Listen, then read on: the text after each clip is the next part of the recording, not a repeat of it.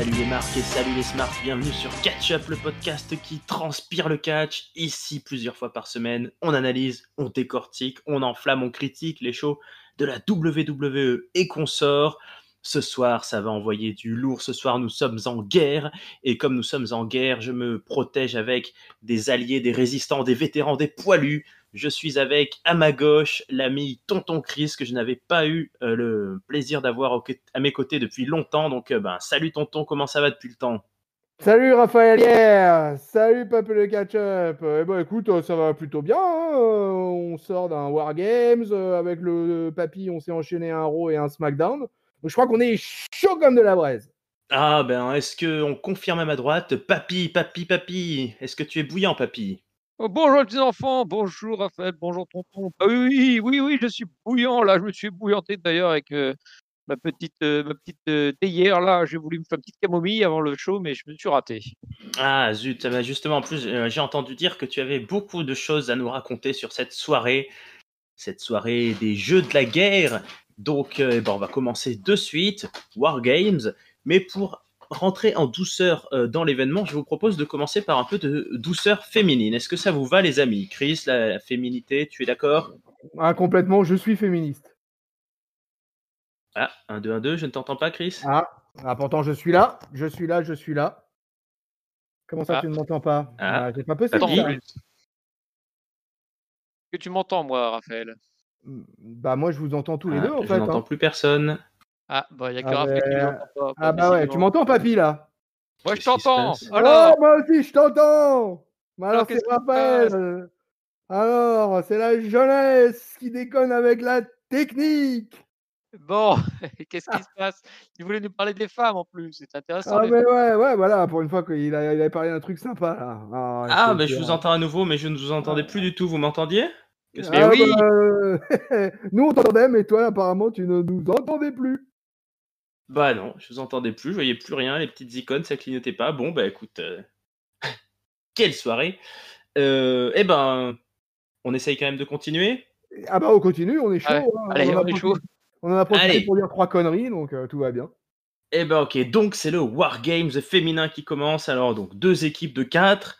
D'un côté, Raquel Gonzalez, Dakota Kai, Toni Storm et la chef de l'équipe Candice LeRae. De l'autre, Rhea Ripley, Shotzi Blackheart, Ember Moon et donc le 4e membre, Yoshirai, qui a été décidé au dernier NXT. Donc le principe de Wargames, rapidement pour ceux qui ne connaissent pas, 2 catcheuses commencent sur un double ring entouré de cages. À intervalles réguliers, il y a une catcheuse d'une des 2 équipes qui arrive jusqu'à ce qu'il y ait tout le monde, et c'est à ce moment-là qu'on peut commencer et finir le combat. Alors ça commence par Ember Moon contre Dakota Kai, où les deux s'envoient un peu des kicks à haut niveau sur la tête, drop kick dans tous les sens.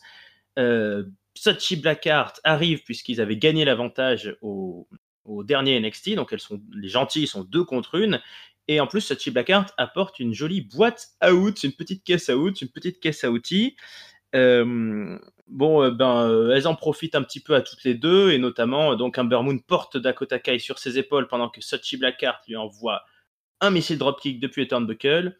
Mais Raquel Gonzalez arrive, et c'est un peu l'élément qui va faire tourner la situation, puisqu'à elle toute seule, elle va à peu près démonter les deux autres filles. Donc elle fait un powerbomb notamment sur Shotzi Blackheart sur la cage. Elle attrape Dakota Kai pour les envoyer sur les 2 autres. Bref, Rhea Ripley arrive pour équilibrer un petit peu les débats. Rhea Ripley, elle éclate un petit peu Dakota Kai, et ses copines enchaînent les prises sur Raquel Gonzalez pour diminuer un peu la powerhouse du match. Rhea Ripley a sorti de la caisse à outs un marteau, un sledgehammer, et elle s'en occupe, elle l'utilise pour taper Dakota Kai. Elle va utiliser aussi sa ceinture, elle enlève sa petite ceinture, Rhea Ripley, elle se met à l'aise et pour taper un petit peu Dakota Kai.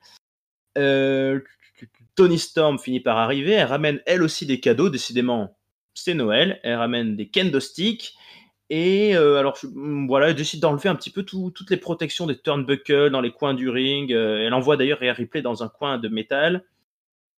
On a le segment un peu qu'on attendait à tout le monde, donc elles sont 6, et puis ça fait une prise un peu dans les coins là-haut. Alors dans le détail, c'est Toni Storm et Raquel Gonzalez qui envoient Shotzi Blackheart d'un côté, et Ember Moon et Rhea Ripley qui envoient Dakota Kai de l'autre. Yoshirai arrive On n'est pas fini dans les cadeaux. Yoshirai, elle nous apporte des échelles pour complémenter un petit peu le ring. Sauf que Raquel Gonzalez fait tout pour empêcher Yoshirai de rentrer. Elle y arrive.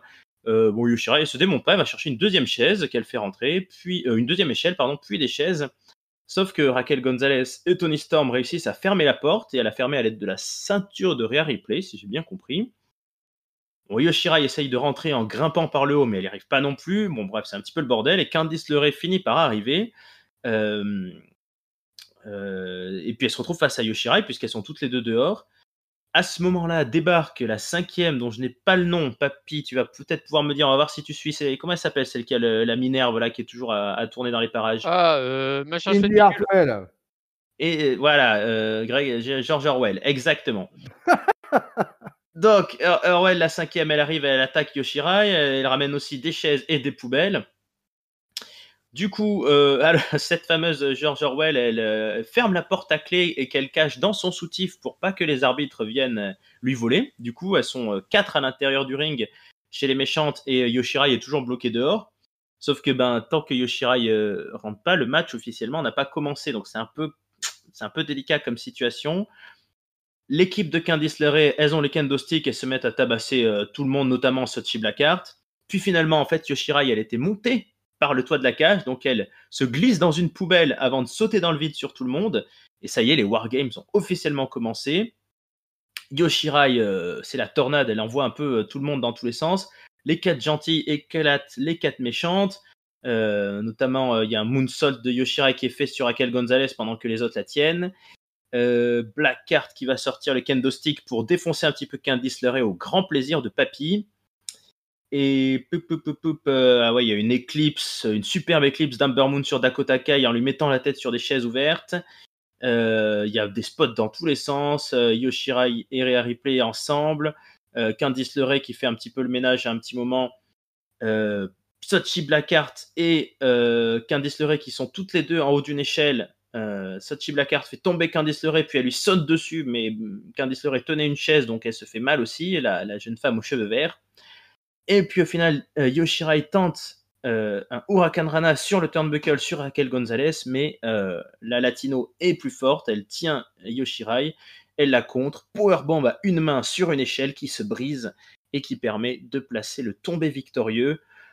Ouf, je vais boire un coup. Victoire de la team Candice LeRae, Papy. J'ai hâte d'avoir ton avis sur ce match et sur cette victoire des méchantes. Oui, profites-en pour bien boire un long coup. Effectivement, je pense que la durée de ton résumé et finalement ce que je pense un peu du match, c'est qu'ils ont fait beaucoup de spots dans ce match-là. Il y en avait 2 partout, si bien qu'à la fin, il y a eu des petits moments où j'ai trouvé qu'il y avait des petites latences parce que les filles, elles ne savaient plus trop se positionner parce que à force d'enchaîner les spots, c'est forcément un peu moins fluide, notamment sur toute la partie finale. Mais bon, elles ont comme eu l'occasion de toutes de briller. Raquel Gonzalez qui paraît super méga forte là parce que du coup, elle a fait une grosse entrée, puis en plus elle remporte la victoire contre la championne en titre. Donc je pense que là, c'était un vrai message qui était passé de dire, voilà, cette fille-là, elle est vraiment forte parce qu'en plus, elle gagne plus ou moins clean. Les filles, il y a pas s'il y a une intervention au début, mais bon, sur tout le segment final, elles sont quand même, juste 4 contre 4. Donc voilà, c'était plutôt bien comme match et vraiment beaucoup de spots marquants. Mais voilà, j'ai senti quand même qu'elles étaient un petit peu à bout de souffle, les filles. Un peu comme toi, en faisant le résumé, les filles étaient un petit peu à bout de souffle sur la fin. Mais en tout cas, victoire bien décisive de Raquel, là. Tonton Chris, quelle est ton opinion là-dessus? Eh bien, écoute, moi, j'ai 2 déceptions dans ce match. La première, c'est que ce match a été placé en opener. J'avais appelé de mes souhaits pendant la baston du mercredi avec le papy que ce match soit le main event, ni plus ni moins. Je voulais que les femmes soient à la honneur dans ce takeover. D'ailleurs, papy aussi. De toute façon, on était tous les deux d'accord sur le principe que c'était le match qui devait fermer ce takeover pour la bonne et simple raison déjà que l'équipe des Face était quand même une équipe all-star. Avec 3 anciennes championnes du monde, enfin championnes NXT, pardon. Donc ça a été ma première déception. Ma deuxième déception, bon ça c'est un petit peu différent, mais c'est la défaite des gentils, parce que moi j'aspirais à une victoire des Face, et ça n'a pas été le cas. Voilà, ça c'est mes 2 déceptions. Mais après, moi, eh bien, j'ai beaucoup, beaucoup aimé ce match. J'ai trouvé que les filles se sont envoyées, mais comme jamais. Ça a été super stiff. Ça a été tellement stiff que il faut savoir que Candice LeRae a fini à l'hôpital avec une fracture du bras. Et c'est pas du kayfabe. Ouh. Moi, j'ai trouvé ce match vraiment super. Enfin, j'ai trouvé qu'il y avait de l'intensité tout le temps. Effectivement, il y a beaucoup de spot fest, mais il y a des trucs assez incroyables. Il y a la poubelle que s'enfile Yoshirai pour faire un strike au milieu du deuxième ring là. Et il y a le passage où Raquel Gonzalez, quand Raquel Gonzalez passe à travers l'échelle Yoshirai. J'ai trouvé Rhea Ripley un petit ton en dessous finalement, mais j'ai trouvé que pour moi, la MVP du match, c'est véritablement Yoshirai que j'ai trouvé extraordinaire.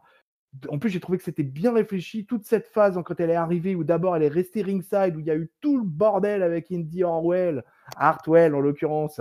Voilà, ça n'a pas arrêté de cogner dehors pendant que ça se tabassait à l'intérieur. Finalement, Io, elle a réussi à rentrer. Quand elle rentre, elle fait pendant, allez, 3-4 minutes, c'est elle qui dicte le tempo, c'est elle qui bat la mesure et ça envoie du pâté. Ah, vraiment, moi j'adore cette japonaise, quoi. Je la trouve mais phénoménale, quoi. Et tout y passe. Il y a un moment, elle fait un post, je compte, elle fait 6 spots consécutifs, dont un 619, dont un moonsault, dont un code breaker. Enfin, je veux dire, si quelqu'un vient me dire que Yoshirai, techniquement, elle n'est pas au poil, pour moi, c'est Yoshirai, je vais la comparer à Daniel Bryan. Cette nana, elle utilise un arsenal de prises. J'ai pas vu ça depuis très très longtemps. Et à part Asuka, j'ai pas beaucoup de références à ce niveau-là. J'ai rarement vu une femme avoir un moveset aussi complet et aussi varié. Et vraiment, j'adore.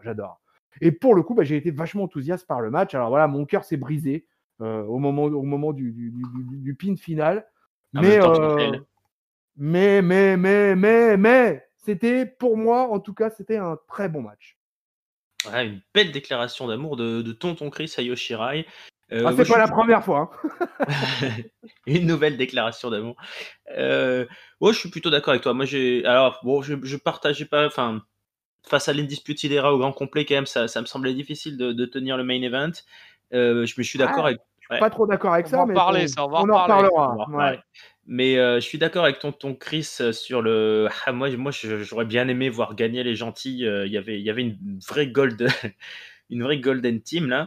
Mais belle analyse de Papy aussi. Je pense que voilà, ils vont servir de cette victoire des méchantes pour dessiner une challengeuse à Yoshirai qui n'en avait pas trop. Voilà, bon, ils ont plutôt joué le côté breakout, c'est-à-dire c'est celles qui sont un petit peu en dessous qui ont gagné par rapport à celles qui ont déjà tout gagné en quelque sorte. Mais moi, j'ai beaucoup aimé le côté chaotique du match, ouais, c'est-à-dire qu'il n'y a pas eu ce côté un peu linéaire où on a beaucoup d'enchaînements, parfois de 1 contre 1, puis des spots un peu 4 contre 4. Là, des fois, c'était 2 contre 1, 2 contre 3, 3 contre 4, 4 contre. Enfin, c'était un vrai bordel et j'ai beaucoup aimé. Donc gros main event, ouais, gros open air du coup. Oh le gros lapsus. Mais moi qui regarde pas NXT toutes les semaines, j'attendais un peu de voir le niveau de certaines. J'ai été relativement conquis et convaincu. Donc effectivement, bon, ils ont beaucoup utilisé les objets. Ça c'est un peu on va dire la petite subtilité parce que bon, on sait bien que prendre un coup de poubelle en aluminium, c'est fait pas très mal en vrai, mais ça fait spectaculaire, donc ils sont un peu cachés derrière là. Mais bon, c'était Steve quand même, et la preuve, c'est que voilà, on a pété le bras à Candice LeRae en plus, donc que de bonnes nouvelles. Très bon début de soirée et très bonne tenue de standing pour les filles, je trouve. Mais maintenant, si ça vous va, on va repartir sur quelque chose d'un peu moins féminin, d'un peu moins joli, d'un peu moins esthétique. Oui. Je voulais juste, j'ai oublié un petit détail quand même, mine de rien, mais c'est que le match, il a quand même duré 35 minutes 20. C'est c'est du lourd, de l'opener féminin, c'est du lourd, un match de 35 minutes. Chapeau les filles. Ouais, de toute façon, je sais pas si tu as les statistiques sous les yeux, mais depuis que les Wargames sont à NXT, je pense pas qu'il y en ait beaucoup qui aient fait moins de temps. Enfin, souvent ils sont longs, les Wargames, mais pour un match féminin, je pense quand même que là on est dans une catégorie très haute là par rapport à habituellement. Ouais, de toute façon c'est que le deuxième, non, Wargames féminin. Ouais. Ils n'en faisaient pas avant des Wargames féminins, enfin pas trop. Ils en ont fait qu'un avant. Ils en Ouais, ont puis fait qu'un, ouais. c'était celui avec Rare Replay où son équipe était à moitié vide, donc bon, ça devait être plus couru. Bon, allez, on va passer chez des barbus, chez des transpirants, chez des chauves. Tommaso Ciampa affronte Timothy Thatcher. Alors ça, on sait que ça va pas être beau, on sait que ça va être du stiff, on sait que ça va être du violent. Et on en a eu à peu près pour ce qu'on attendait. Donc, résumé de cette rencontre. Ça commence au sol, évidemment. Là, on est avec des soummisseurs, des tordeurs de bras, des tordeurs de jambes, des travails de jambes. Donc, c'est d'abord Thatcher qui travaille un petit peu Tommaso Ciampa. Il y a assez tôt dans le match, il y a un très gros uppercut entre les cordes de Thatcher qui sonne complètement Ciampa. Il va mettre longtemps à s'en remettre. Hein. Il prend d'ailleurs toute la série, les fameux coups de genou au sol qu'envoie Thatcher. Il travaille cette fameuse la gorge, le cou. Là, c'est pas beau, mais c'est efficace ce que fait Thatcher. Puis Ciampa finit par se réveiller. Il envoie une série de clothesline en partant d'un côté, de l'autre, en revenant. Il est assez virevoltant. Il place même une superplex depuis le turnbuckle, donc grosse série de Ciampa, mais ça fait simplement 2, near fall. Tout le monde finit par rouler à l'extérieur du ring, ça revient sur le ring au décompte de 9 de l'arbitre pour Ciampa, il a échappé belle. Ciampa envoie un gros coup de pied dans la tronche de Thatcher et ensuite l'étrangle au sol. Alors Thatcher, il pisse le sang de l'oreille. Enfin, je sais pas trop ce qui s'est blessé, mais il pisse le sang tout le temps. De toute façon, Thatcher, là, il a déjà la moitié de ses dents qui sont parties. Là, il a la moitié d'une oreille. Bref, c'est dirty, ça saigne dans tous les sens. Au final, c'est quand même grâce à un kick dans les cordes, une guillotine et un DDT, Tommaso Ciampa qui l'emporte. Le vétéran a un petit peu réussi à reprendre le dessus et à calmer, puis qu'on peut pas vraiment appeler un petit jeune quand même, mais qui était un peu une star montante de NXT. Bon, de la sueur, du sang, tonton Chris, c'est ce qu'il fallait d'après toi, juste après ce match féminin. Qu'est-ce que tu en as pensé?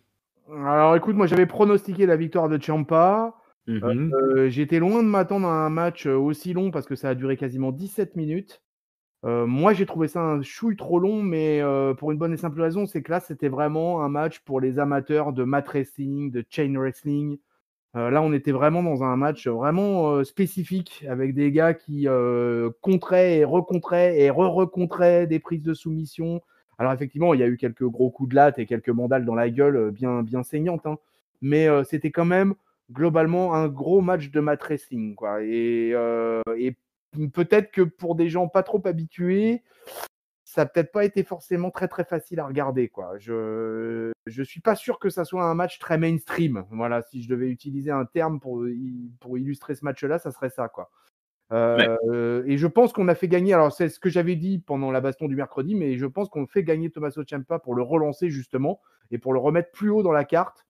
Et je constate que Timothy Thatcher, bah voilà, toutes les semaines à NXT, il nous fait des leçons de lutte, mais à chaque fois qu'il participe à un match qui compte, et ben il le perd.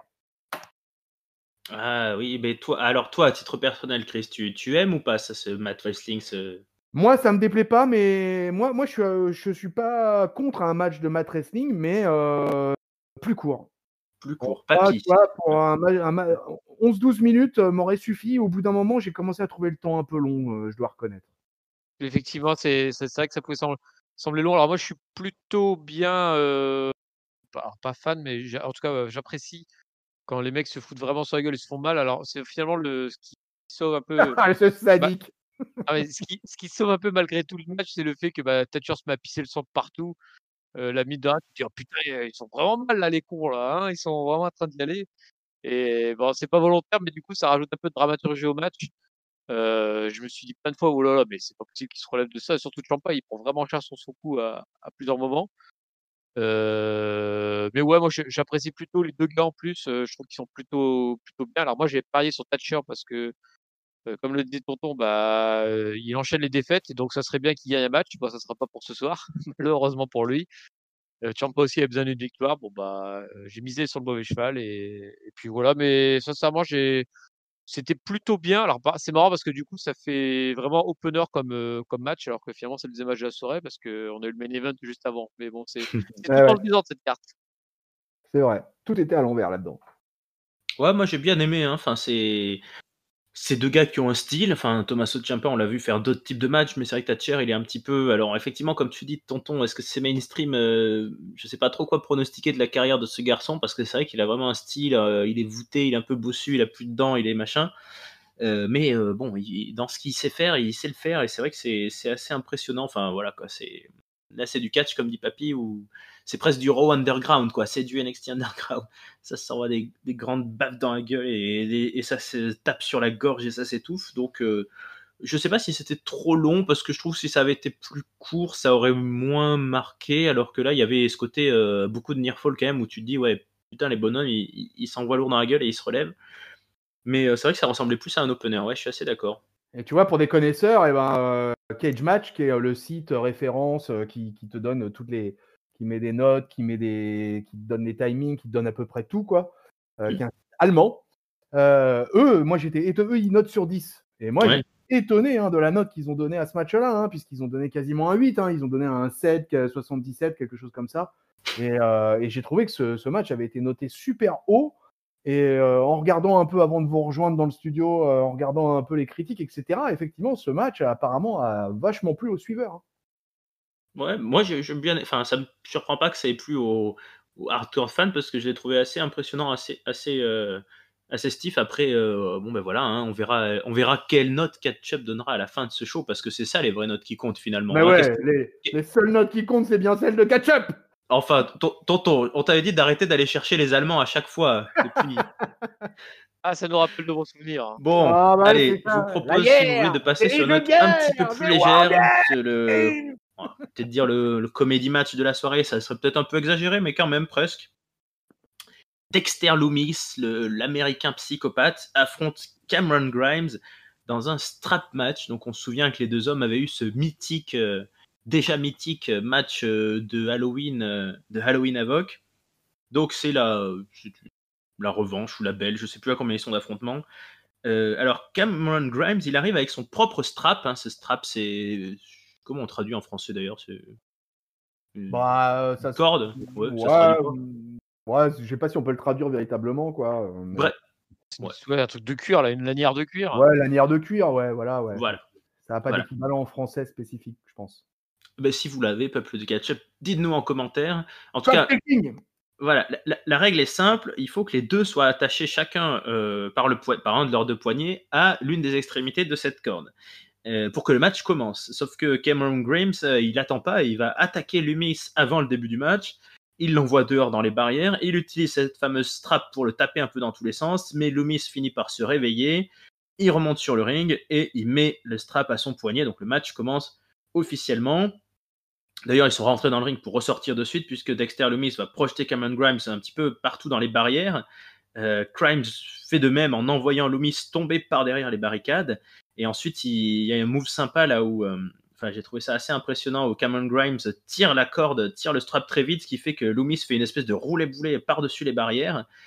Cameron Grimes, je sais pas comment le surnommer, le petit trublion là, avec son chapeau, se met à dominer un petit peu la rencontre. Il va même chercher le deuxième strap qui était sur le bord du ring. Il prend le sac de ce strap et il le met sur la tête de Dexter Loomis.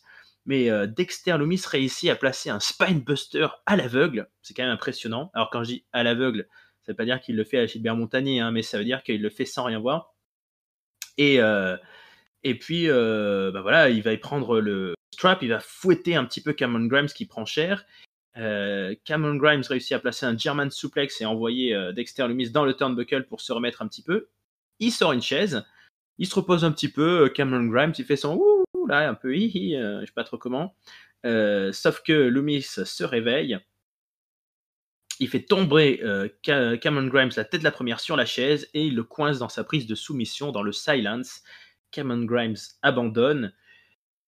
Dexter Loomis a à nouveau gagné. Une nouvelle stipulation, un nouveau match à stipuler entre les deux hommes. Est-ce qu'ils ont réussi à raconter quelque chose de plus? Qu'est-ce que tu en as pensé, Papy?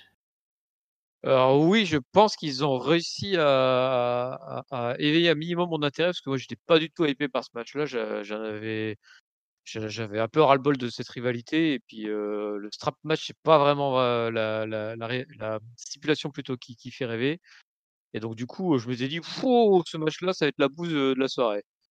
Et mine de rien, j'ai trouvé qu'ils ont plutôt bien joué sur l'histoire du strap et fait des spots plutôt vraiment sympas. Notamment le final là où ils arrivent, en fait, ils catapultent Cameron Grimes sur la chaise en tirant sur le strap. Et donc plusieurs fois jouer là-dessus en tirant l'un et l'autre pour faire tomber l'autre et faire des mouvements assez spectaculaires.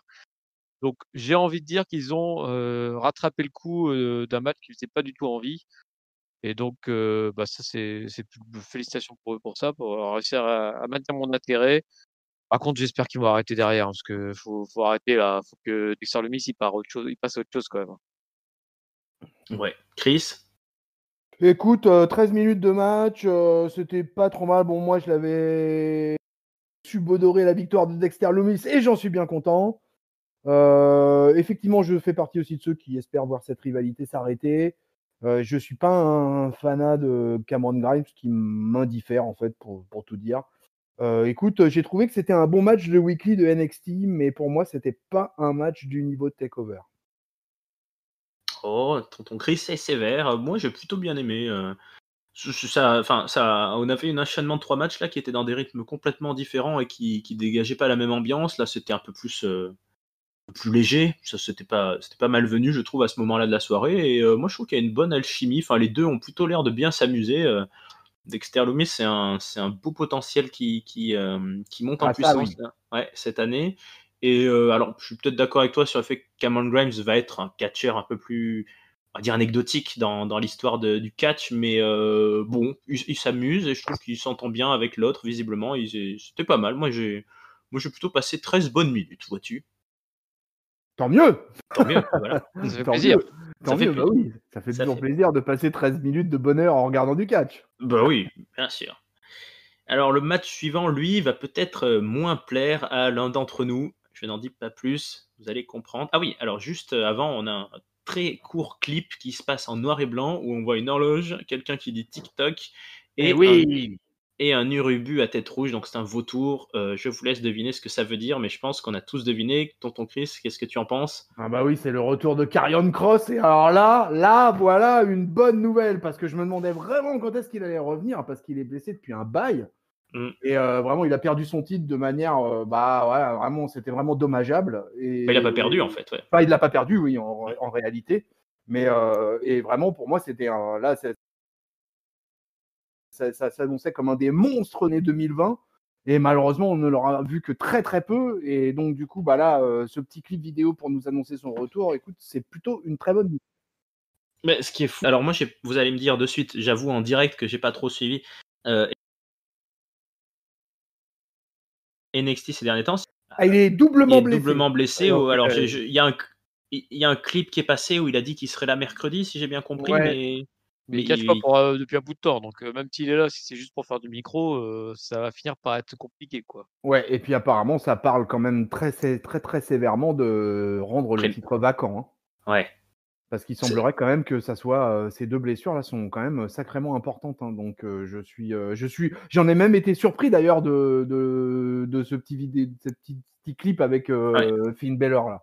J'étais presque étonné. Donc effectivement, si c'est pour venir juste pour nous faire du micro, bon, pourquoi pas, mais ou c'est peut-être tout simplement pour nous annoncer la vacance. Alors là, ça serait fou, hein, parce que Finn Balor, il serait Catastrophe, vraiment hein. porté par la poisse, hein, parce que là, Universal Championship, il a été obligé de le rendre vacant. S'il doit être rendre le titre NXT, voilà, où va-t-on, mes amis? Et puis NXT, ça veut dire 2 champions de suite qui rendent le titre Oui, en vacant. plus, Ouais, vraiment en craindre, plus. là, hein. Ouais, mais ça serait drôle. Enfin, ça serait drôle. Non, mais ça serait le moment incroyable que Karrion Cross revienne là maintenant, quoi, du coup.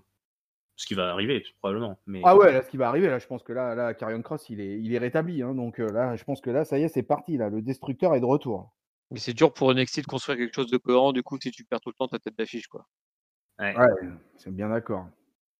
Bon, après, c'est comme ça.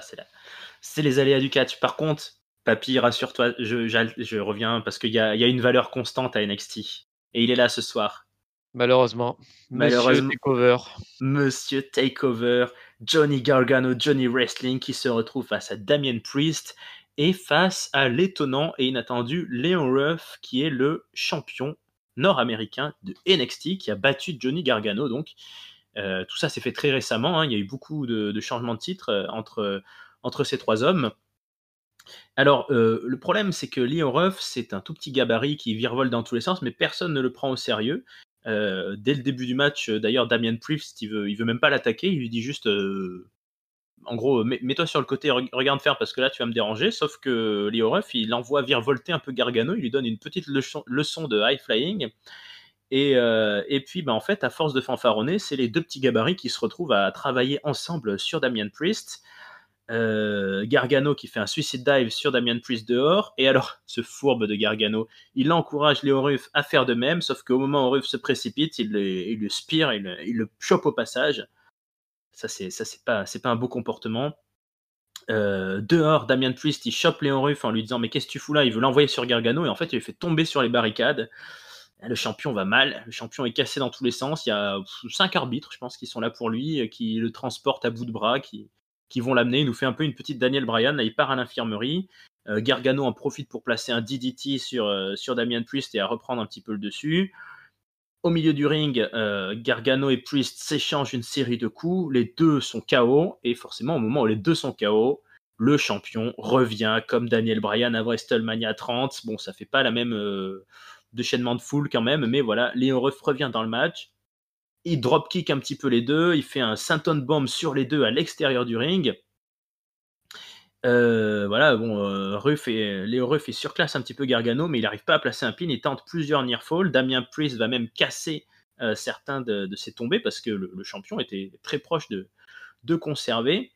Et Gargano réussit à coincer Damian Priest dans les cordes. Alors ça, j'ai jamais trop compris. Il lui coince les bras dans les cordes, même si l'autre il pourrait se dégager. Et il place son Gargano Escape sur.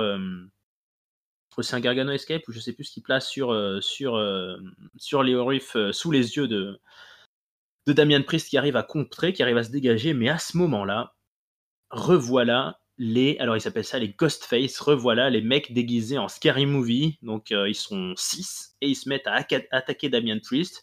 Damian Priest, il se laisse pas faire, hein, il va faire 2 suicide dive pour en neutraliser 6 à lui tout seul, sauf qu'il finit quand même par se prendre un coup de barre de fer par l'un de ses Scream Masks, et Gargano n'a plus qu'à placer un DDT sur Leo Ruff et à gagner pour la 3e fois le NXT American Championship. Mr. Takeover est gagnant, et le fantôme, on va dire principal, celui qui l'a le plus aidé, finit par enlever sa capuche, et on découvre le visage de l'ancien disciple de Seth Rollins et ancien copain des Latinos. Il est partout cette année. Austin Theory est de retour. Eh ben dis donc, est-ce que c'était ta théorie, tonton Chris? Bah écoute, c'était 17 minutes 30 hein, quand même, hein, ce petit match-là. Jusqu'à l'invasion des fantômes, j'ai envie de dire que ça me plaisait plutôt bien. Bon, moi j'étais chaud pour la victoire de Damian Priest à fond, hein, j'étais à fond. Et j'ai vraiment cru hein, jusqu'à cette fameuse arrivée de fantôme. En fait, j'ai vraiment cru à sa victoire. Vraiment, pour moi, il m'apparaissait totalement dominant. Alors, j'ai beaucoup aimé d'ailleurs toute son attitude au début du match face à Leon Ruff, en mode vas-y, laisse faire papa là, hein, ok. Et j'ai trouvé ça très bon. Bon, Gargamel, il a été égal à lui-même, hein, j'ai envie de dire. Donc voilà, du Gargamel dans le texte, quoi. Hein, je sais pas, ce gars, ce gars, c'est quel emmerdeur. Mais voilà. Après Leon Ruff, alors là, moi j'ai plein de réserves sur lui. Hein. J'avoue que moi j'ai été l'un des premiers étonnés à le voir gagner le titre. Il botche beaucoup. Quand il fait son retour après voilà sa fausse blessure, il fait 2 moves consécutifs qui botche de suite, et au 3e move, il fait un drop kick sur Damian Priest qui est derrière les cordes, et il foire complètement le drop kick. Et heureusement Damian Priest qui scelle à merveille, et j'avais même envie de lui dire Damian, t'avais pas à te faire chier ça avec une prise aussi pourrie, t'aurais très bien pu te permettre de même pas faire de selling là-dessus. Mais bon, le Damian Priest professionnel jusqu'au bout des ongles. Et puis bah voilà, cette invasion de fantômes qui va coûter la victoire à Damian Priest, hein, puisque moi je le vois de cette manière-là, et qui va permettre à Johnny Gargano de récupérer pour la 3e fois, je crois, le North American Championship. C'est ça. Eh ben. Voilà, écoute, c'était pas mal. Je peux pas dire, voilà, jusqu'à l'invasion de fantômes, je trouvais que c'était un très bon match. Et à partir du moment de l'invasion de fantômes, j'ai trouvé ça tout de suite, j'ai trouvé que ça baissait d'un cran, quoi. Mais voilà, je crois que cette invasion de fantômes, elle était là de toute façon pour servir Gargamel, et ça a réussi. Gargamel a trouvé ses schtroumpfs. Alors, papy, est-ce que tu vas appeler les Ghostbusters? Bah oui, alors je suis partagé, tu vois, parce que quelque part, bah, Gargano a gagné, donc c'est toujours chiant. Mais d'un autre côté, bah, c'est exactement ce que j'avais dit dans Bah ma oui, vidéo. Voilà, qu'il allait gagner grâce aux fantômes. cet Donc homme pour avait le raison. donc voilà, pour une fois que j'en trouve un nickel, je vais pas me plaindre non plus, quoi. Bon sinon, je suis assez d'accord, le match était pas mal, jusqu'à l'intervention des fantômes. Moi qui me trouve beaucoup de choses négatives avec Gargano, je trouve qu'il est moins enfin, il est plus insupportable dans le bon sens du terme ces derniers temps. C'est-à-dire qu'il est insupportable, mais volontairement, tu vois? Donc c'est ça me va un peu plus et d'ailleurs, je trouve qu'il a pas mal, aidé, le Leon Ruff, ce soir parce que sinon, effectivement, il est vraiment très, très en dessous des 2 autres, quoi, Damian Priest, aucun souci. Gargano, je pense qu'il était en mode: «J'aide mon petit copain à pas paraître, trop mauvais» et encore, comme disait tonton, ça se voyait quand même. Mais bon, à part ça, ouais, les fantômes, j'ai trouvé ça de trop, les 7 fantômes, quoi. Les 7 fantômes, ça faisait beaucoup trop, ça m'a fait un espèce de reflux gastrique, là, en me rappelant Retribution. J'ai dit: «Ah! Ah! Tout est nain partout, là, qu'est-ce que c'est que ce bordel? Arrêtez ça!» Un seul fantôme, ça aurait été très bien et puis c'est Austin. Alors, bah, là, par contre, je suis très content que ce soit lui parce que je suis content que ce soit un vrai catcheur qui soit derrière, le masque et qui puisse Ouais. ouvrir d'autres opportunités derrière. Austin en plus théorie en plus, bah, il est reparti à NXT pour se relancer donc bah et je le trouve vraiment pas mal dans le ring en plus lui, même s'il a il a encore beaucoup il est encore très green parfois, mais par contre il a des moves vraiment impressionnants donc je suis content de le voir en plus, avec Gargano, c'est même si c'est Gargano, bah, c'est comme un des mecs les plus expérimentés, du roster NXT quoi donc c'est pas plus mal l'association et puis le petit clin d'œil à Vince, avec le It was me Austin all along», avec le petit jeu de mots entre Austin Theory et Steve Austin. J'ai trouvé ça plutôt drôle. Bah, tant mieux, papy, si finalement, ben, tu le digères pas trop mal, ce troisième titre de Gargano. Mais oui, c'était un match qui ressemble un peu plus à un match qu'on peut avoir dans le main roster. Là, c'est un triple threat qui part un peu dans tous les sens avec un peu d'overbooking, le mec qui part, le petit champion un petit peu underdog qui se blesse, qui revient. Je trouvais que l'effet, enfin bon, c'est parce qu'il est très jeune et que je suis pas assez NXT, mais l'effet retour du gentil m'a pas trop embarqué parce que moi j'étais comme tonton Chris, j'étais à fond pour le grand beau gosse là, le Damian Priest. Mais et puis pareil, les 7 fantômes, ça faisait au moins 6 de trop, je pense. Alors c'est sûrement là aussi pour make Damian Priest look strong, puisqu'il les a quand même défoncés, hein, il en a défoncé Ah 6 oui. sur 7. Mais c'est vrai qu'avec Retribution récemment, ça faisait un peu répétition tout ça. En plus, j'ai trouvé ça un peu con que Damian Priest il les domine, il essaye pas, enfin c'est toujours pareil, mais il essaye pas du tout d'en démasquer au moins un pour voir qui c'est. Parce que bon, ça fait des semaines qu'on se demande ah mais qui c'est, et puis là il leur pète tous la gueule, il veut pas savoir qui c'est. Mais bon, globalement quand même le match était divertissant, et puis bon, ben voilà, Gargano, il écrit un peu plus sa légende à NXT, donc ben, voilà, c'est sa place, pourquoi pas, hein, pourquoi pas. Grosse. Mais la question, c'est est-ce que Gargano, un jour, montera dans le main roster? Et Bah, moi, en fait, j'ai une théorie là-dessus, c'est le cas de le dire, puisque moi, je pense que Gargano, en fait, il n'y arrivera pas dans le main roster. Gargano, pour moi, pour il arrive dans le main roster, il y a qu'une seule solution, c'est qu'il faut absolument, c'est qu'il monte avec sa femme. Et il faut qu'il rentre à fond dans leur gimmick power couple. Parce que ah mais c'est bizarre, hein, mais pour moi, Gargano, il a aucun avenir dans le main roster. Alors, je pense que je vais faire hurler tout un tas de suiveurs et de discordeurs de catch-up, mais pour moi, c'est marrant, hein, ce type. Je n'arrive pas à lui voir un avenir dans le main roster. en plus power couple avec Candice LeRae, enfin ça serait quoi un power couple de nains quoi. Ça je vois pas comment tu veux être power couple avec ces 2 là quoi. Mais par contre, effectivement, moi je pense qu'ils ont un bien plus intérêt à rester dans le roster NXT où ils sont limite, bah, des gens qui vont coacher, la nouvelle génération et puis les faire amener, tous au main event d'NXT et voilà les encadrer, que monter dans le main roster où ça va faire un truc comme, je sais pas moi, comme Fandango ou ou Breeze ou le Perfect Ten ou enfin tous ces gars-là qui étaient des bons gars, des bons cadres de NXT, mais qui doivent monter en main roster, bah, ça fait flop parce qu'ils ont pas le style qu'il faut pour s'imposer en main roster. Peut-être qu'ils y arriveront parce je crois qu'ils ont que la trentaine, ces tous ces gens-là. Donc ils sont pas non plus, totalement vieux, hein. Ils ont encore, 10-15 ans de catch largement devant eux. Mais c'est vrai que je leur vois pas vraiment d'avenir dans le main roster non plus. Je suis peut-être moins sévère que vous parce que même s'il y a ce doute, hein, on a bien vu, ce qui s'est passé pour, ceux que tu viens de citer, Papy. C'est bon, Power, c'est peut-être un mot un peu exagéré, mais en tout cas pour un couple un peu tordu, un peu vicieux, je crois que ce qui peut sauver Gargano, je pense qu'il faudra le tenter un jour parce que bon, NXT, dans 2-3 ans, s'il y a encore, ça va peut-être un peu tourner en rond, mais je pense qu'il faut vraiment le monter dans cette gimmick-là, parce que les petits, c'est comme ça qu'ils peuvent réussir, hein. C'est comme ça qu'a commencé Daniel Bryan d'ailleurs, en étant un petit vicieux, tordu, un petit peu fourbe là, qui cache son Money in the Bank un peu comme ça, parce que le personnage qu'ils avaient essayé de lancer, c'était un peu le Gargano, un peu façon Ricochet là, c'est-à-dire un petit catcheur brave. Ça marche pas là, les petits jeunes à petit physique qui sont braves, qui sont méritants, qui sont vaillants. On le voit avec Chad Gables ou Ricochet ou tout ça, ça tient pas. Par contre, le côté heel, un peu tordu, un peu petit rat là, qui arrive d'une manière ou d'une autre à passer entre les gouttes, ma foi, peut-être que ça a un avenir un jour, mais bon, c'est vrai qu'il ne sera jamais aussi bon qu'à NXT, je pense, et il est au sommet de sa carrière à NXT, ouais. Mais est-ce qu'on n'aura pas une petite frustration si de toute façon, il peut pas faire 10-15 ans de catch, comme dit Papy, à NXT, quand même. Au bout d'un moment, il faudra faire autre chose. Ah, je crois qu'il y a déjà une certaine lassitude quand même de la part du public, quoi. Il est redescendu dans la carte petit à petit. Alors effectivement, on dit ça, et puis d'un autre côté, il chope son 3e titre de North American Champion, mais c'est vrai que moi, je sais pas, moi, je suis quand même assez surpris. Alors est-ce que ce gars-là, finalement, il a pas envie peut-être ce gars-là n'a pas envie, particulièrement de monter dans le main roster, et peut-être qu'il se dirige vers une carrière d'entraîneur ou de booker, puisque je sais qu'il fait déjà de la production, hein, dans les coulisses, hein.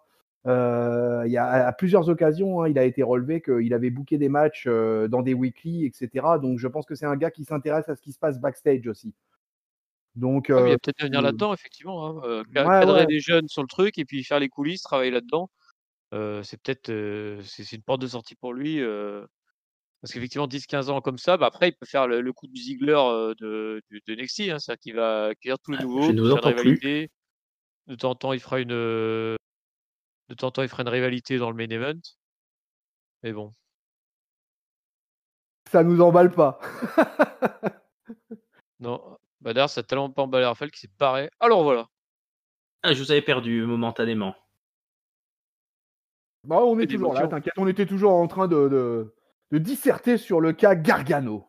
Oui, mais il y a eu des bruits qui courent aussi sur Ciampa, qui paraît-il aurait dit, alors je sais pas si c'est vrai, qu'il voulait pas monter non plus. Bon, c'est sûr que il y a beaucoup de talent à la WWE, et puis voilà quoi, c'est un peu bouché tout ça, mais c'est bouché à NXT. Enfin, il y a déjà du monde à NXT, mais il y a du monde au-dessus, quoi. C'est sûr que c'est pas facile d'envisager la montée, hein. Est-ce que vous êtes chaud pour le main event, les amis? C'est Non. parti. Non. Bon, papy, garde un petit peu tes critiques. Je vais refaire une bonne session de description et après je te laisse la parole, d'accord? Et prends ton souffle. Allez. Donc, Wargames masculin entre le Disputed Era, qui sont des grands habitués de ce type de match, Ah bah, contre. ouais. Ouais, ils en ont fait Plus 4. qu'habitué, puisqu'il y en a eu 4, ils ont fait les 4. Donc Ah ouais, et ils en avaient. Là, ils sont deux défaites et une victoire, hein, je crois, hein, non? Avant ce match. avant ce match, ouais, c'est ça, ouais. Donc il faut qu'ils gagnent pour égaliser, mais ils affrontent donc l'équipe qui s'appelle For the Brand, avec les champions tag team de NXT, Danny Burch et O'Neil Khan, le retour du Bruiserweight, donc Pete Dunne, et puis Pat McAfee, le joueur de NFL là. Donc, alors ça commence avec Kelly O'Reilly contre Pete Dunne. Là, on est dans du catch anglais, au sol, soumission. Là aussi, on est dans du catch de spécialiste. Pete Dunne qui pète un petit peu les doigts de Kelly O'Reilly, puisqu'il sait faire quasiment que ça, mais O'Reilly réussit à placer une petite clé de cou qui est contrée par Pete Dunne. Ça se tord un petit peu dans tous les sens au sol. Les méchants ont un coup d'avance, donc O'Neil Khan arrive, il envoie O'Reilly en souplesse. Pete Dunne place la soumission du prise de surf là, pendant que O'Neil Khan le tape un petit peu. Bref, donc les 2 contre 1 forcément se mettent à dominer et les 2 se mettent à soumettre O'Reilly, le tord dans tous les sens à 2. Bobby Fish arrive pour sauver son copain de tag team. Il commence très fort, alors il envoie un petit peu de tout. Il envoie suplex Pete Dunne sur O'Neal Orkan, il fait un spinebuster sur O'Neal Orkan. Ils se mettent à 2, donc l'Undisputed Era reprend un petit peu les dessus, mais Danny Burch arrive et il apporte un sac, un drôle de sac qui contient 2 battes de cricket. Voilà, c'est un sport que personne connaît sauf les Anglais, mais c'est pas grave. Donc ils utilisent les battes de cricket sur l'Undisputed Era. Qu'est-ce que j'ai noté? Oui, ça tape un petit peu avec les battes, voilà, sur Bobby Fish et Kelly O'Reilly. Roderick Strong arrive. Alors pareil, encore plus fort, Roderick Strong, voilà, tornade, il envoie les 3 méchants, il les tabasse. Alors il les coince entre les 2 rings sur cette partie métallique, là, il les envoie en courant, en faisant des allers-retours, il leur envoie des séries de slams, de strikes, de kicks, de baffes et tout ce qu'on veut. Mais les méchants finissent par reprendre le dessus. Et Pat McAfee arrive. Alors avant d'arriver, Pat McAfee, il sort. Lui aussi, il passe par le dessous du ring et il va mettre sur le ring, il sort 4 tables qui portent chacune le logo de l'Undisputed Era et chacune le nom. Donc il y a, voilà, en gros, voilà, il y a la table prévue pour Bobby Fish, la table pour Roderick Strong, etc. Et le premier à y passer, justement, c'est Roderick Strong. Donc il est coincé sur la table par les membres du For the Brand. Et McAfee lui fait un moonsault depuis le turnbuckle. Donc là, c'est réussi, hein, belle réussite de l'équipe des méchants. Et Michael Cole débarque. Alors quand Michael Cole débarque, il est un peu tout seul face aux 4 méchants qui l'invectivent. Adam Cole. Adam Cole, plus que je. Pardon. Oh là là. Michael Cole, je crois qu'il aurait quelques problèmes dans un match de Wargames. Effectivement. Ah, tu vois, oui, bien sûr, Adam Cole, baby. Tiens, d'ailleurs, très étonnant, il n'a pas fait là ce soir. L'absence de public, peut-être pas eu de Adam Cole, baby. Donc, bref, les 4 méchants essayent de l'empêcher de rentrer dans la cage, mais pas de problème, il se baisse un petit peu sous le ring, il chope l'extincteur et il leur envoie la lacrymo dans la tronche, ce qui est beaucoup plus facile ensuite pour rentrer sur le ring. Il a pris une chaise, il tabasse tout le monde, il détruit les 3. Il fait un petit face-à-face œil pour œil avec McAfee en lui disant allez maintenant allez c'est nous les chefs, on s'y met. Mais Pete Dunne va sauver son leader. D'ailleurs, Pete Dunne c'est un peu sa gimmick de la soirée, hein, de sauver ses copains et surtout de sauver McAfee, j'ai trouvé. Bon là il y a eu beaucoup de prises, je vais pas toutes les dire, hein, Wargames il vaut mieux les regarder, mais surtout à un moment là ils se mettent à 4 à se tabasser, les 4 contre 4. McAfee à un moment il essaye de faire son figure 4, enfin il essaye de voler un petit peu la prise de Ric Flair, il fait une figure 4 sur Adam Cole. Un peu plus tard il va aussi se prendre pour Ric Flair en envoyant un low blow à Adam Cole, mais Adam Cole s'en relèvera. Les tables, je vais quand même parler des tables qui avaient été prévues, elles n'ont pas du tout servi à ce qui était prévu, puisque c'est l'Undisputed Era qui envoie Pete Dunne sur la table où était Danny Burch, mais la table c'est même pas brisée, donc ensuite c'est Roderick Strong qui fait un splash sur les 2 en même temps. Adam Cole envoie McAfee traverser la 3e table, et donc il y a un moment où l'Undisputed Era, ils sont les 4 debout et dominants, ils ont envoyé tout le monde dans ce fameux coin entre les cordes et la cage, donc ils ont pris le dessus. Il y a des near fall à 2,999 quand Pete Dunne essaye de sauver ses copains. Et puis au final, Adam Cole place son finisher sur McAfee, son Panama Sunrise, mais ça fait là aussi near fall. Adam Cole s'élance pour donner un coup de genou, c'est Daniel Orkan qui se sacrifie, qui prend le shot pour sauver son chef, sauf que ça suffira pas puisque Bobby Fish, Roderick Strong et Kelly O'Reilly se surpassent pour détruire Danny Burch, et c'est Kelly O'Reilly, le premier à être rentré, qui d'un coup de coude à l'aide d'une chaise, d'une descente du coude, place le pin victorieux sur Danny Burch. Undisputed Era a gagné 2-2 donc. C'était un gros match, mais est-ce que c'était un bon match? Papy, à toi la main. Ouh, bah ouais, reprends ton souffle, merci pour ce descriptif qui m'a rappelé aussi plein de moments où je me suis arraché les cheveux en disant mais qu'est-ce que c'est que ces conneries? Aïe, aïe, aïe, aïe, aïe. Bon, c'est marrant parce qu'en fait, il y avait des moments où c'était pas mal, c'est-à-dire tous les moments où c'était Pete Dunne, où c'était Kyle O'Reilly qui se Ouais. tapait sur la gueule, tout ça. Et puis il y a des moments, ils se mettaient tous en pause, ils se foutaient dans un coin, ils se roulaient sur le côté. Et puis alors là, c'était le festival Pat McAfee. où c'était du 2 à l'heure, c'était du pas beau. J'ai plein de moments où je me suis dit: «Qu'est-ce que c'est que cette histoire?» Le moment où Adam Cole rentre dans le ring avec tous les cons qui l'attendent devant la porte, alors qu'ils voient qu'ils ont un extracteur et puis qu'ils se prennent l'extracteur dans la gueule, alors qu'il a quand même mis 3 plombs à le sortir de tout le ring, hein. Mais non, il regardait, il disait: «Eh, qu'est-ce que c'est? Qu'est-ce que c'est? Ah tiens, c'est quoi ce truc rouge avec un espèce de tuyau qui sort du truc rouge? Ah mais ça fait de la fumée. Ah bah non, c'est pris dans la tête».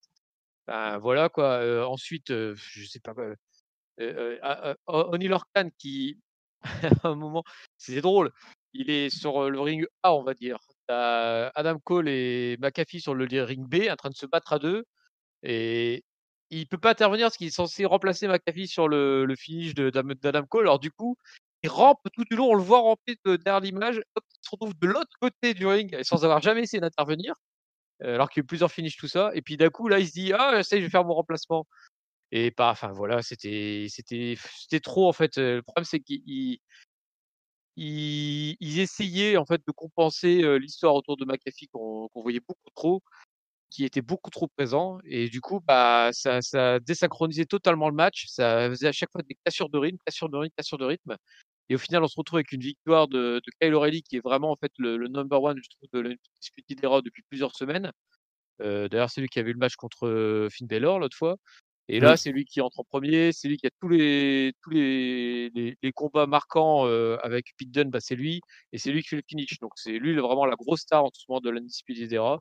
Adam Cole, par contre, c'est vraiment très en retrait, je trouve. Non, non, ça enfin franchement le rythme était pourri, en fait. Voilà, je sais pas comment dire ça mieux.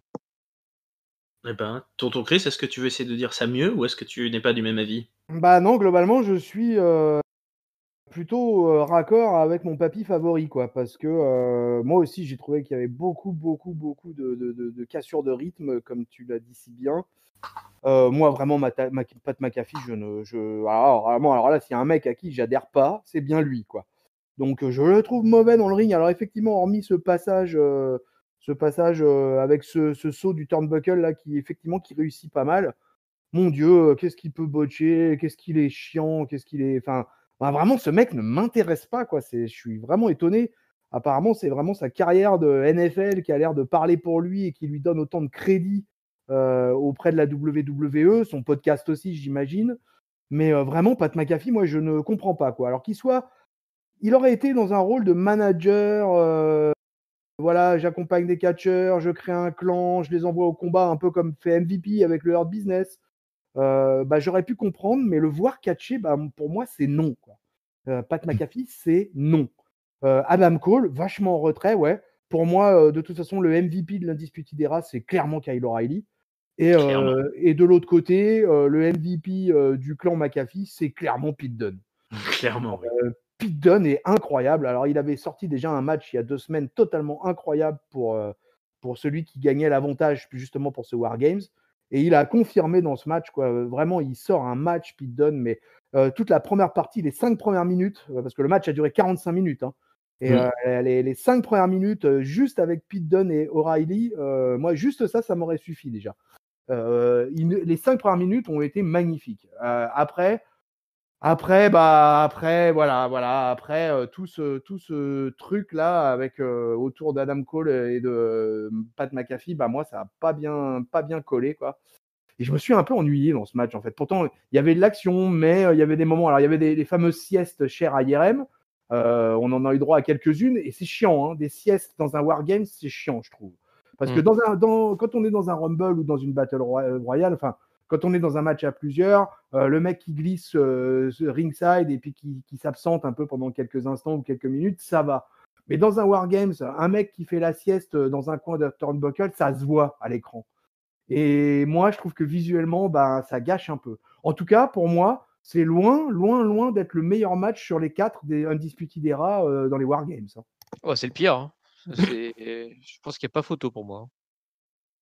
Ah bah, écoutez, je vous trouve, vous êtes unanime en tout cas. Je suis beaucoup moins sévère. J'ai bien aimé ce match. Alors, je partage totalement votre avis sur, Pat McAfee que je trouve déjà pas intéressant au micro là, c'est ce que j'ai vu un peu à NXT et je comprenais pas trop la hype aussi autour du gars. Mais pour moi, ils ont réussi à mon échelle personnelle, à m'embarquer dans l'histoire et à oublier un petit peu tout ça, même si c'est vrai que on peut pas cacher qu'ils l'ont tout fait pour le protéger. Il a quasiment pas fait de coups, il a quasiment pas pris de coups.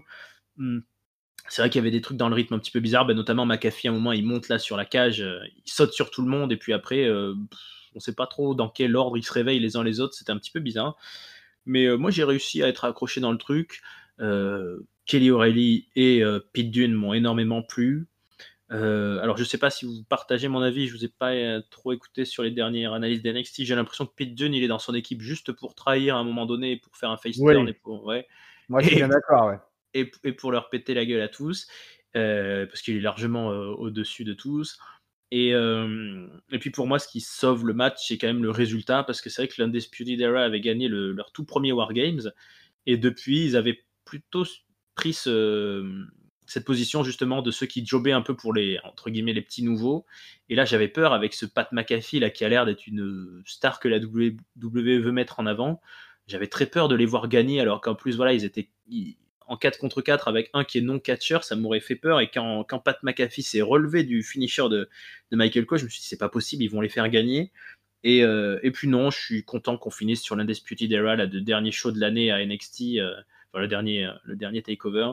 Voilà, les mecs, ils sont là, ils sont 4. Bon, c'est vrai qu'Adam Cole a été moins présent, mais je trouve que les autres, ils ont quand même bien envoyé. Roderick Strong, il fait aussi des grosses perfs physiques. Donc ça, on va dire que la victoire finale sauve pour moi, fait basculer le match dans un bon souvenir quand même.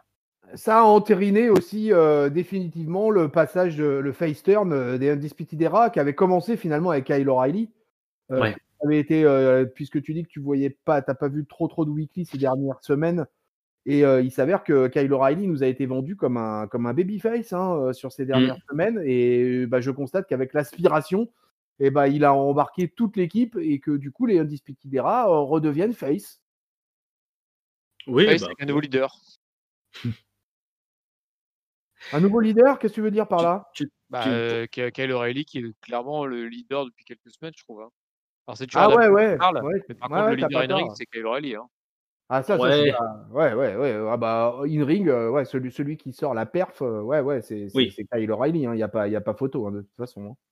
C'est le gros worker de l'équipe, c'est sûr. Bon alors on avait la question pour Gargano, mais qu'est-ce que vous en pensez là de l'Undisputed Era? Qu'est-ce qui peut leur rester à faire là? Moi j'ai exactement finalement la même réflexion qu'avec Gargano, quoi. Comment ils vont faire pour faire monter l'Undisputed Era dans le main roster? Est-ce qu'ils vont les exploser et puis que les mecs vont y aller seuls, genre Adam Cole, parce que je pense qu'Adam Cole a largement les faveurs des officiels. Bon, moi, ça, je peux pas dire que ça, c'est un truc qui m'emballe des masses. Mais moi, je me demande vraiment, si vous avez une solution à me proposer, je la veux bien parce que moi, j'ai vraiment du mal à imaginer l'Undisputed Era dans le main roster. Moi, je pense la même chose que toi. Mais vas-y, je te laisse, Raphaël. Ouais, moi pour le coup, je suis. Alors, je sais plus lequel de nos amis sur Discord disait une phrase qui était si il gaspille l'Undisputed Era, c'est il faut vraiment pas aimer le catch. Alors, bon, malheureusement, on a déjà des précédents encore une fois. Ah oui.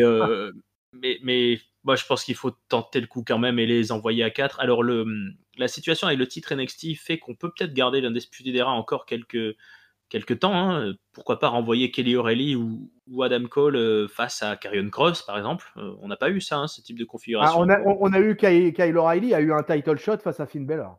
Ouais, mais pas contre Karrion Kross avec tout ça. Ah non. Non, donc ça pourrait être des feux avec le côté un peu TikTok là, de Karrion Kross qui veut détruire un peu tous les piliers de NXT. Ça pourrait servir de chair à canon pour ce gars-là avant de les monter. Moi je suis tout à fait. Moi j'ai une solution. Il faut qu'on découvre finalement que Retribution n'a été créé que pour servir à permettre la montée de l'Undisputed Era et que les quatre détruisent un petit peu ces gangs masqués là et qu'ils arrivent dans le main roster. Mais après. Ça veut dire que tu les balances dans la low card alors. Oh pour commencer. Après de toute façon quand tu balances des mecs qui arrivent de NXT direct en main event, ça marche pas. On a vu avec Finn Balor et tout ça. Tu vois même. Même Keith Lee, c'est un peu délicat. Moi, je les garderais groupés à 4.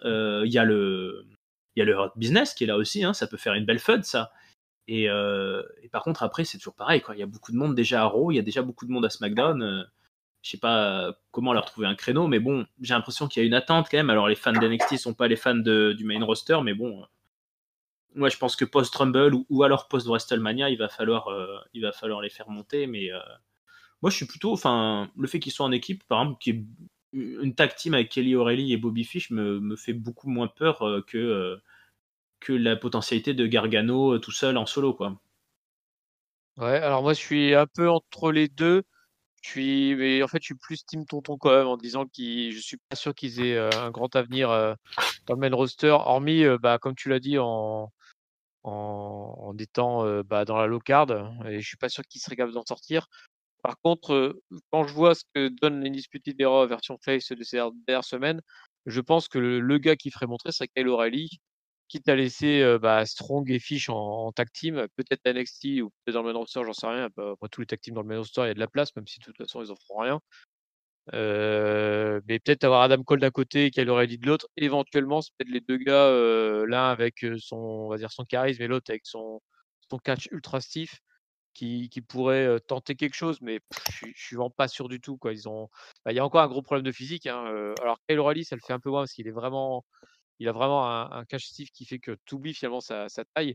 Mais alors Adam Cole, qui est vraiment Ouais. petit et fin, en fait. C'est ça le souci, c'est le même souci que Gargano, c'est tu vois tu en as des petits, mais qui sont vraiment enfin Daniel Bryan, il est trapu, quoi, tu vois? C'est comme de la bonne bête, Daniel Bryan, il t'attrape dans ses bras, tu fais pas le malin. Adam Cole, voilà, Ah, mais il nage dans son t-shirt, quoi. mais ouais, Donc Adam Cole, c'est quand même un de ses gros problèmes, hein. Alors moi, encore une fois, je sais qu'il y a des millions and millions de fans d'Adam Cole, mais Adam Cole, ça reste une crevette, quoi. Il fait peur à personne. Mais moi, il m'a jamais fait peur. Et je veux dire, moi, ce que j'aime, un catcheur, c'est qu'il me fasse peur. Et avec Adam Cole, bah, moi, je l'appelle souvent la symbiose de Shawn Michaels et de Franck Dubosc. Mais vraiment, clairement, pour moi, physiquement, il y est pas, quoi. Il y est pas du tout. Et pourtant, je reconnais que c'est un bon catcheur, que pareil, voilà encore un gars qui a un moveset, qui a une vraie présence, quoi. Je remets pas en cause toute sa présence à Adam Cole, mais pour moi, voilà, ce gars, il faut qu'il prenne 10 kilos, il faut qu'il arrive à faire peur un jour. Bon, est-ce que Rey Mysterio te fait peur, tonton Chris? Non, mais Rey Mysterio, c'est le gentil par excellence. Je veux dire, Rey Mysterio, c'est là, tu es dans un top babyface tellement Ouais, ouais. absolu. C'est un autre background, c'est un luchador, il est Barack aussi, hein, masqué. Mysterio. Il y a beaucoup de choses de Rey Mysterio. Et puis Rey Mysterio, moi j'ai envie d'utiliser un peu le terme utilisé par Papy, c'est Rey Mysterio, c'est un trapu quand même, hein. C'est vrai. Ouais, C'est C'est une Rey belle façon. Mysterio, tu regardes, il a des bons trapèzes, il a une bonne cage thoracique. Adam Cole, c'est le voisin d'à côté, quoi, Adam Cole, quoi, avec les cheveux longs. Ouais, bah celui-là, je pense qu'il a ne serait-ce que la moitié de la carrière de Shawn Michaels et de Frank Dubosc, qui sera content, mais ouais, mais il est plus près de Frank Dubosc que Shawn Michaels, hein, malheureusement. bon, les amis, ça, c'est pure spéculation. En tout cas, War Games, ils ont gagné la guerre, les Undisputed Ouais. Era. Et par contre, visiblement, la qualité du match lui est plus disputé. En tout cas, nous ne sommes visiblement pas tous tout à fait d'accord entre nous. Ben, on va Ouais, laisser comme quoi, encore une fois, Catch-Up fait un peu la polémique, parce que globalement, encore un match qui a été. La presse est unanime, quoi, à dire que c'est un match formidable, etc., etc. Il a été noté quasiment à 9 sur 10. Enfin bon, un truc de fou, hein, l'impact de ce main event, quoi. Qui n'aurait pas dû être le main event? Ah bah Voilà. écoute, puisque tu as la parole, tonton Chris, je te laisse nous donner pour cette soirée ton mot de la fin, ton top, ton flop et ta note, s'il te plaît. Bah, ça va être facile parce que ça va être une espèce de combinaison, c'est-à-dire que je vais donner mon top au War Games féminin. Voilà, Ouais. moi, vraiment, alors là, voilà un match pour lequel voilà, c'était l'opener malheureusement, mais moi, ça a été 35 minutes de kiff. Voilà, moi, vraiment, il n'y a pas eu. Il y a pas eu un moment de répit. J'ai trouvé les 4 filles, et pourtant Dakota Kai et Toni Storm sont par exemple 2 catcheuses que j'apprécie pas spécialement. Moi, je trouve que Raquel Gonzalez est en train d'exploser de plus en plus. En plus, elle a un vrai physique. Hmm. Voilà. Du côté des faces, bon, bah, Ember Moon, pareil. Encore une fois, j'ai déjà signalé, j'aimerais bien qu'elle perde quelques kilos. Shotzi Blackheart est un petit peu, je trouve, un peu sans saveur malgré tout son look et tout. Je trouve qu'elle manque un peu d'épaisseur, Shotzi Blackheart. Mais voilà, mais tout ça mis ensemble, tout ce package là, moi j'ai adoré ce match. Vraiment, vraiment, sans aucun problème, mon match préféré de la soirée. Et mon flop, ça va être au fait que les filles aient eu droit qu'à l'opener. J'ai trouvé ça scandaleux. Voilà. Je suis féministe. Je voulais que les femmes aient ce main event parce que les Undisputed Era, ça va quoi. Quatrième War Games, quatrième fois avec les Undisputed Era dans le main event. Je pense que franchement, on aurait pu dire allez, là, on va inverser sur ce coup-là. Je pense que ça n'aurait pas choqué grand monde que l'opener commence avec les garçons. Et je pense que ça aurait été une belle exposition pour les filles d'avoir le main event de Stakeover. Surtout quand tu as une équipe face qui est quasiment une équipe All-Star, en mettant Blackheart de côté. Mais là, tu avais une équipe All-Star. Et vraiment, j'étais déçu pour les filles, quoi. Donc, j'étais déçu qu'elles n'aient pas droit au main event. Je trouve que là, il y a eu une petite faute de goût. Voilà, et ce takeover pour moi est loin d'être l'un des meilleurs takeovers de l'histoire, mais très loin même. Et encore une fois, je suis assez étonné de toutes les notes que j'ai lues depuis le début, donc je vais aller pas du tout dans le sens du courant, et moi je vais quand même mettre une note pas mal, parce qu'il y avait quand même 5 matchs de 13 minutes minimum, voilà, avec des gros matchs des Wargames. Donc on a eu du catch, on a eu quand même des choses. C'était intéressant. Je ne peux pas dire que je me suis ennuyé ou quoi que ce soit, mais j'ai eu des takeovers qui m'ont vachement plus emballé que ça. Et donc, je vais lui mettre un 3. 3 pour Chris. Papy, qu'est-ce que tu en dis, toi? Alors, qu'est-ce que j'en dis? Je suis d'accord sur le positionnement de l'opener et du main event, mais du coup, je vais le faire à l'envers. Moi, je vais mettre mon flop au main event, du coup, au garçon, au Wargame garçon. Non seulement pour sa position en tant que main event, mais aussi pour la qualité du Wargame, qui pour moi était le pire de tous les matchs Wargame qu'on ait pu assister depuis l'origine, en tout cas, enfin depuis leur retour sur NXT. Pour mon top, je pourrais le donner aux filles aussi, mais allez, je vais essayer de varier un peu. Je vais le donner du coup à Ciampa versus Thatcher, Ah parce tiens, que ouais. ça me rappelle Margaret, et puis c'est des bons moments que nous avons passés dans notre jeunesse. Voilà, des moments fins et Ouais. romantiques. La libéralisation économique, la guerre des Voilà, Malouines, voilà, que des bons des petits moments souvenirs. sympas. Et ma note, j'ai envie de dire que Wargame, c'était pas ma guerre. Et donc, du coup, pour moi, c'est le pire Wargame de l'histoire d'NXT. Et donc, du coup, je vais donner la moyenne parce que c'était pas non plus une horreur, mais je donne qu'à 2,5. Voilà, parce que Ouh. j'ai comme plein de choses qui m'ont pas, qui m'allaient pas. Le main event m'allait pas. Les fantômes de partout, ça m'allait pas. Le match trap était pas si mal, mais c'était un match où j'ai commencé le match en disant je m'en fous déjà. Donc voilà, c'était compliqué quand même. L'affiche était pas terrible, hein. Il y avait pas de champion du monde Ouais. masculin, Ouais. la féminine est dans le Wargame, pas de tag team. Enfin, voilà, c'était pas forcément la plus belle affiche, pas le bon ordre des matchs, et en plus le main event est raté. Donc ça fait beaucoup. Je mets la moyenne dessus quand même. C'est quand même pas catastrophique, mais voilà, ça mérite pas plus pour moi. Et ils avaient collé le champion Cruiserweight dans le pré-show, au passage. Parce que quand même, faudrait pas. Il y a eu un 3 contre 3 dans le pré-show, quoi, avec la Lega del Fantasma, qui a battu Adonis et puis je sais plus qui, là, avec deux no-name, là, je me souviens plus. Et donc, on n'a pas parlé du pré-show, du coup, donc j'en profitais pour le glisser vite fait. Très bien, merci pour cette information complémentaire, Chris. Ben, moi, je vais aller dans le sens du courant. Du coup, je vais être un peu plus mainstream. Désolé, les amis, je passe pas souvent sur NXT. Alors voilà, moi, je suis plus mainstream. Moi, je trouve que le choix du main event se comprend tout à fait par la logique des victoires. J'aurais été tout à fait d'accord avec vous pour un main event féminin si on avait eu la team Yoshirai qui gagne. Là, pour Raquel Gonzalez et ses copines, je trouve que c'était un peu léger comme image finale de ce pay-per-view, mais sur le combat, elle le méritait tout à fait. Je vais mettre mon top. J'aurais bien aimé mon top à Aurélie et Pete Dunne, tous les deux, parce que mine de rien, ils ont fait 45 minutes de match, et on peut pas dire que ce soit ceux qui ont le plus roupillé. Donc, Ah non. belle paire pour les deux Britanniques, on peut dire ça, c'est ça? Écossais, anglais? Il est quoi, Non, Aurélie? Aurélie, Irlandais. il est américain en fait, Riker. mais il est irlandais d'origine, ouais. Ouais, voilà, c'est comme dans Lucky Luke, là, ceux qui se disputent avec Ouais, voilà, ouais. les Irlandais et les Écossais. Mais Et Pete Bon. Dunne, c'est un roast beef, quoi. Ouais, Pete Dunne, c'est un vrai bon roast beef, même s'il a un peu changé de gueule, mais un roast beef, ça se reconnaît de loin. Donc, ils méritent tous les deux un petit top partagé. Ouais, le flop, moi, je vais les mettre aux fantômes, là, qui nous ont trop rappelé le Retribution et tout ça. Il aurait plus manqué que les lumières s'éteignent, mais bon, ça commence à faire beaucoup. Ou les ninjas, d'ailleurs. Tiens, peut-être un jour, on va avoir les ninjas, les fantômes et les Retribution dans le même panier. Il n'y aura plus qu'à jeter de l'essence et une allumette et tout ira bien. Mais par contre, moi j'ai bien aimé le show quand même globalement. Je trouve les deux Wargames, je les ai regardés facilement. J'ai bien aimé les combats de ceux qui se foutent à saigner. Le strap match était rigolo. Ouais, moi je vais mettre un 3,5, voyez-vous. J'ai bien aimé. Ça m'a plu. C'est bien, c'est bien, c'est bien. Il y a de la discussion Il y a de Voilà, la et là, discussion. dans cette grosse analyse. Bah, il y a deux poids, deux mesures, deux analyses.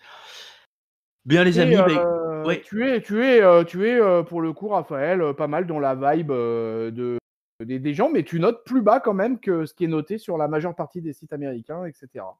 Ouais, Donc mais tu le vois, problème, c'est comme que quoi. Hein. je pense sincèrement qu'il y a un bonus NXT comme il y a un bonus AEW. J'ai l'impression que n'importe quoi qui passe sur ces shows-là, c'est directement un demi-point ou un point de plus par rapport à ce qui passerait sur Raw ou SmackDown, quoi. Bah, il y a comme des trucs où je suis un peu étonné parfois de l'enthousiasme général, Ah, comme la mais moi, plupart du temps. Ouais. c'est ce que je te confirme. Hein, c'est vraiment, moi, j'ai été vraiment étonné en fin d'après-midi là de découvrir les notes générales, voilà, sur ce takeover, parce que vraiment, je pense qu'on en a suffisamment reviewé ensemble des takeovers depuis pas mal d'années maintenant pour dire qu'on en a vu des largement supérieurs quand même. Ouais, mais pour le coup, alors j'y pense parce que Papy parle de ça. Par rapport à la baston du mercredi, moi j'ai essayé d'accrocher un peu à AEW pendant moi presque 2 mois là pendant les confinements du printemps et j'ai un peu lâché et c'est vrai que bon il y a eu un peu de changement là, il y a un nouveau champion, il y a la AEW, il y a Sting tout ça, mais voilà en regardant ce NXT je me suis dit bon c'était pas un 5 étoiles mais finalement j'ai pas spécialement envie d'aller voir ce qui se fait dans le produit concurrent parce qu'il y a quand même des beaux bonhommes là et voilà, ça me suffit. Alors c'est peut-être une erreur de ma part, mais s'il y avait un mauvais NXT ou autre, ça me peut-être pousserait plus à ma curiosité. Et là, c'est pas le cas. Surtout bon, d'après ce que j'entends et ce que je lis sur le Discord, c'est pas forcément une grande perte. Mais bon, je trouve que NXT tient son rôle de produit différent par rapport au main roster, en tout cas. Pour le moment, à mon échelle personnelle, en tout cas, ça me fait rester sur le produit là. Je m'insurge. C'est très Ah, bien la All Elite Wrestling. Arrêtez de critiquer la All Elite Wrestling, nom d'un chien. Et j'ai rien dit en plus là. Franchement, je me suis Ah tué. ouais. Moi, Pour j'ai une dit fois que tiens, Papy, dit rien, eh ben c'est le Raphaël qui rajoute une couche. Ah, je vous bon, jure. allez, Comment vous voulez qu'on vende le produit après derrière, hein, les amis? Comment vous voulez qu'on soit au top du top avec la baston du mercredi si vous me dézinguez la All Elite Wrestling à chaque fois qu'on Et en ben parle? justement, c'est la vraie bonne baston parce que du coup, comme toi, t'es plutôt à les encourager et moi, je suis plutôt à les défoncer. Ça fait une vraie bataille de. C'est vrai. alors, ben, tu sais quoi, Chris? Un jour, je viendrai sur la baston du mercredi, c'est promis. D'accord. Je Voilà. t'attends. Eh ben, je viendrai. Ce sera notre guerre. Ce sera notre guerre. Allez, d'ici là, les amis, ça m'a fait super plaisir d'être avec vous tous les deux pour ce podcast du War Games. Nous, c'est pas la guerre. Hein. Nous, on est en paix, on est l'amitié. Merci, tonton Chris, d'avoir été là pour cette analyse. Eh ben merci à toi, mon bon Raphaël hier. C'était un plaisir de te retrouver. Eh ben, comme d'hab. Et puis, papy, bon, nous, on se voit plus souvent ces temps-ci, mais ça fait toujours plaisir. Hein. Merci, papy, d'être là. Merci de m'avoir invité, puis bravo et merci d'avoir tenu bon face aux foudres de cette talented technique qui nous en veut. Ah oui, là, il va falloir un jour, il va falloir faire quelque chose. La Discord, Craig, Alistair, ça va pas très bien, mais c'est pas grave. Si vous avez écouté jusqu'au bout, ben on vous remercie. On espère que ça vous a plu. Vu que cette analyse est particulièrement clivante parmi le peuple de Catch-Up, n'hésitez pas à nous dire si vous êtes plutôt notation Tonton Chris, plutôt de mon point de vue. Qu'est-ce que vous en pensez Qu'est-ce que vous voyez pour Gargano, l'Undisputed Era, si vous avez aimé les filles, les garçons, tout ça, en commentaire. Donc vous pouvez nous écouter, et ça y est, j'ai pas noté, j'ai perdu les noms. Bon, il y a Spotify, il y a Apple Podcast et Google Podcast, si ma mémoire est bonne, Et PodCloud. et PodCloud, voilà, Et Spotify. et Spotify, et Et au puis chat. et Aosha, voilà, on fait une bonne équipe. Et vous pouvez nous trouver à Auchan, à Carrefour, à Leroy Merlin, tout ça. On est dans tous les bons magasins. À côté du rayon charcuterie, comme d'habitude.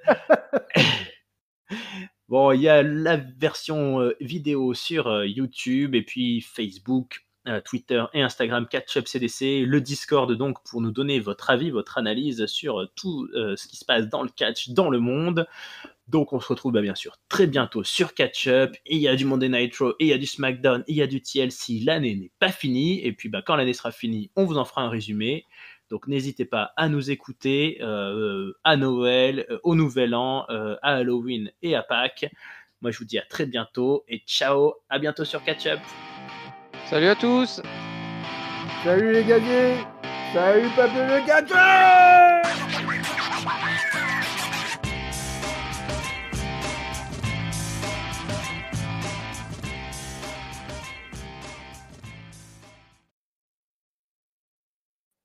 Les salauds qui tabassent sur la Holo Wrestling, quoi. Les salauds. On Salauds. respecte rien. Salauds.